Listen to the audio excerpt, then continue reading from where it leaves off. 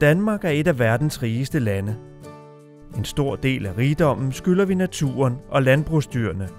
Verdens rigeste landmænd vil gerne betale noget af gælden tilbage. Vi vil hjælpe med at udvikle løsninger, så vi bliver endnu bedre til at passe på naturen, dyrene og de mennesker, som fremstiller vores mad. Du kan være med til at hjælpe os. Du kan give et lille bidrag, når du køber ind og går ud og spiser. Pengene vil vi bruge til at støtte forskning og udvikling, der skal føre til bedre vilkår for landbrugsdyr.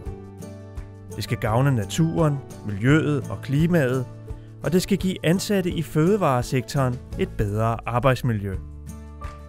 Vi vil formidle viden om vores mad og den måde, den bliver lavet på, blandt andet ved at holde debatter og netværksmøder i hele landet. Meld dig ind i foreningen Verdens Rigeste Landmænd.